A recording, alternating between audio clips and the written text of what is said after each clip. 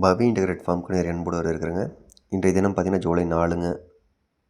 இன்றைய விற்பனை பதிவு இல்லைங்க. இது லாஸ்ட் டே வந்து நான் எடுத்த அந்த சோஜி தாடுகளுக்கெல்லாம் பல்ல காமிக்கிறேன்னு சொல்லியிருந்தேன். பல்ல மீதி டீட்டெயிலாக சொல்கிறேன்ட்டு இருந்தேன். ஏர்லி மார்னிங் பார்த்தீங்கன்னா 6:30க்கே வந்து நம்ம சோளத்தட்டு அடையிறக்கு போயாச்சுங்க. நம்மளுக்கு ஆல்ரெடி நான் சேல்ஸ் போஸ்ட்டில் போட்டிருந்த சோளத்தட்டு நம்ம நண்பர் வாங்கியிருந்தார். அவருக்காக பார்த்தீங்கன்னா ஏர்லி மார்னிங்கே வந்து நம்ம சோளத்தட்டு அடைஞ்சு அவர் கொண்டு டெலிவரி கொடுக்குறேன்னு சொல்லியிருந்தோம். அதனால் ஏர்லி மார்னிங் வந்து நம்ம பசங்கள்லாம் வந்து அது எப்படி கணக்கு போடுறேன்னு எனக்கு தெரியாதுங்க. அதனால் அவங்களையே போட சொல்லிவிட்டேன். அவங்களே பார்த்திங்கன்னா 10 முழ கவுத்தில் எடுத்து அவங்களே அடைஞ்சாங்க. அடைஞ்சு ஃபுல்லாக எந்த அளவுக்கு வேணுமோ அந்த அளவுக்கு நான் போட சொல்லிவிட்டேன். மேலேயும் ஒரு 2 கத்திரிக்காய் போட்டு கொடுங்கப்பா, நம்மளால் வந்து யாரும் கம்மியாக கூடாதுன்னு சொல்லிவிட்டேன். பார்த்திங்கன்னா ஒவ்வொரு தாட்டும் அவங்க போட்டு தெளிவாக பண்ணி ஏன்னு கேட்டிங்கன்னா நம்ம கஸ்டமர் வந்து நேரில் வந்து பார்க்கல. அவர் வந்திருந்தப்போ நம்ம கொஞ்சம் கரெக்ட் கம்மியாக போடலாம். ஆனால் அவர் வராதப்போ பார்த்திங்கன்னா நம்ம அவர் எதிர்பார்த்ததோட ஒரு 2 கத்தை சேர்த்து தான் போடணுங்க. அதுதான் வந்து எனக்கு பழக்கம். எனக்கு எப்பயும் கம்மியாக கொடுக்கக்கூடாது. இது வந்து பார்த்திங்கன்னா 10 விசுவு தட்டு போட்டாங்க. டோட்டலாக பார்த்திங்கன்னா ஒரு 13 விசுவு ஏற்றுனாங்க.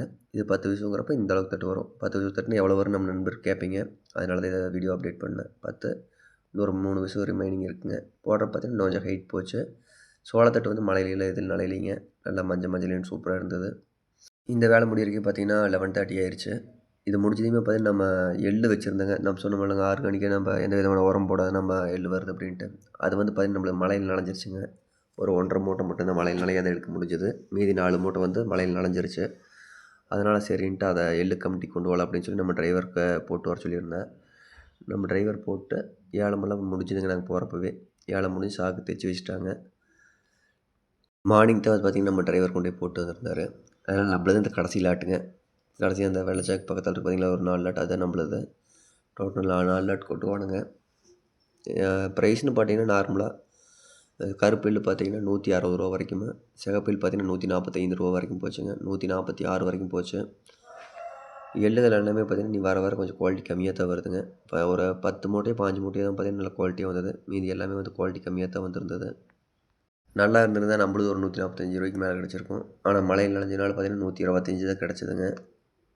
நிறைய நண்பர்கள் பார்த்திங்கன்னா காலையில் 7 மணிலேருந்து வெயிட் பண்ணிகிட்டு இருந்தாங்க. முடியல பார்த்திங்கன்னா மணி 3 மணி ஆயிடுச்சுங்க. ரொம்ப டிலே ஆயிடுச்சு. எல்லாமே பார்த்திங்கன்னா நம்ம சலித்து ஒவ்வொரு இதாக வந்து பிரித்து எடுத்துகிட்டு வரோம். ஆனால் இங்கே கொண்டு போனதையும் பார்த்திங்கன்னா எல்லாம் ஒட்டுக்காக கூட்டி தான் கலக்கிறாங்க. இவங்க பார்த்திங்கன்னா வயசானவங்க காலையில் முடிச்சு உட்கார முடியாத தடுமாறிட்டு தான் இருந்தாங்க. இதுக்கு ஏதோ ஒரு அரேஞ்ச்மெண்ட்ஸ் கவர்மெண்ட்டில் பண்ணி கொடுக்கலாம். இப்போதைக்கு பார்த்திங்கன்னா விவசாயிங்கிறது வந்து அனைத்துமே பார்த்திங்கன்னா நரமுடி இருக்கிறவங்க தான் வர அளவுக்கு இருக்குது. அதாவது பார்த்திங்கன்னா 70+ எபோவ் வரவே தான் வராங்க. இவங்க போனதுக்கப்புறம் நம்ம அடுத்த ஜென்ரேஷன் வந்து நம்ம விவசாயத்துக்காக என்ன பண்ண போகிறோன்னு தெரியல. இந்த வருஷம் பார்த்திங்கன்னா எலினோ தாக்குதல் கொஞ்சம் அதிகமாக இருக்குதுன்னாங்க. எலினோ அதிகமாக இருந்து விவசாயம் பண்ண முடியாது அப்படின்னாங்க. என்னோட கான்செப்ட் என்னென்னு கேட்டிங்கன்னா, விவசாயம் பண்ணாதனால தான் இது மாதிரி பூமி வெப்பமயமாகிட்டு இருக்குதுங்க. இந்த டைம் பார்க்குறப்பெல்லாம் பார்த்திங்கன்னா சென்ட் 5 லட்சம் 6 லட்சம் அப்படின்ட்டு எல்லா பக்கம் விவசாய நிலம் எல்லாமே கூறு போட்டு விற்கிற அளவுக்கு ஆயிடுச்சு. இப்படி காலையிலேருந்து பார்த்திங்கன்னா கொஞ்சம் வேலை அதிகமாக இருந்ததுங்க. நம்ம தோட்டத்துக்கு வரையிலேயே மணி 4 மணி ஆயிடுச்சு. வந்ததையுமே பார்த்திங்கன்னா நம்ம லோடு ஏற்றணும் பார்த்திங்கன்னா இந்த 13 விசுவு தட்டு அதை கொண்டு போய் ட்ரான்ஸ்போர்ட் பண்ணி கொடுக்குறக்காக நைட்டு 7 மணி ஆயிடுச்சுங்க. அதனால் நேற்று வீடியோ போட முடியலைங்க. இன்றைக்கி போட்டு விட்றேங்க.